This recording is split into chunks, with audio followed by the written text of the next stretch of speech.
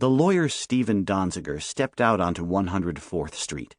He looked west toward Riverside Park and east toward Broadway. The dark sedans had been tailing him for at least a month now. They followed him for blocks at a time, slowing when he slowed, stopping when he stopped, their passengers watching his every move. Donziger lived on a quiet block on the Upper West Side of Manhattan. He worked from home, a 2-bedroom apartment he shared with his wife, their 5-year-old son, and a Cocker Spaniel. Photographs and artwork from Latin America adorned the apartment. Documents in cardboard boxes surrounded the dining table. In the narrow foyer, stacks of stapled legal filings competed for space with a mud-spattered mountain bike. On this morning, in the spring of 2012, Donziger had wheeled the bicycle down the hall to the elevator and across the marble-floored lobby.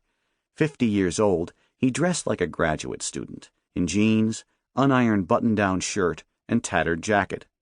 "¿Cómo estás?" he asked the doorman as they bumped fists. "Bien, muy bien, señor." Then Donziger had emerged from the building and, as was his habit, searched for the dark sedans.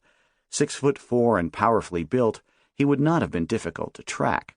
Sometimes, in addition to the cars, he thought he saw men on foot, pretending to peer into store windows if he looked their way. Donziger began pedaling toward Ocean Grill, a seafood restaurant where he did business over lunch. As he approached the corner, he glanced over his shoulder in time to see the large car pull out of its parking space and fall in behind him. He didn't fear actual physical harm. The company was too smart, he thought, to turn him into a martyr. It wanted to distract him, intimidate him. He despised his corporate foes, their money, their influence, their cynical disrespect for his clients in the Amazonian rainforest of northeastern Ecuador. The company would never willingly pay what it owed. Its lawyers and lobbyists had said as much.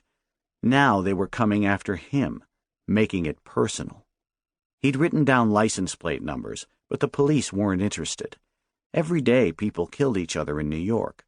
What did he expect the police to do about cars that might or might not have been following him? The surveillance wasn't his main worry. A year earlier, in February 2011, the company had sued him. The 193-page suit, filed under the federal anti-racketeering statute, alleged that he had ginned up fraudulent evidence as part of a conspiracy to extort the company. A federal judge had taken the accusations seriously. The judge forced him to turn over his hard drives, email, and boxes of documents. Donziger had said some truly dumb things. He admitted that much, and now they were public. His bravado sounded incriminating, he also acknowledged, especially if it was taken out of context. He'd cut a few corners, used tactics they didn't teach back at Harvard Law School. He could lose his law license. Conceivably, the U.S. Attorney's Office could bring criminal charges. The company, as Donziger saw it, fought dirty. He fought back in kind. Slugging it out, he'd pulled off something amazing. His ragtag team had gone to a provincial Ecuadorian courtroom and won a judgment that mighty Texaco had ruined the lives of thousands of farmers and Amazon tribesmen. Because of him, a tiny third-world nation had spoken truth to power.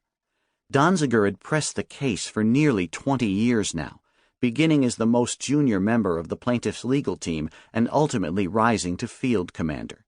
Before going after Texaco, which was acquired in 2001 by Chevron, he'd never brought even a slip-and-fall suit. That he'd survived this long must have shocked the oil company and its lawyers. No wonder they were branding him a racketeer and prying into his personal life.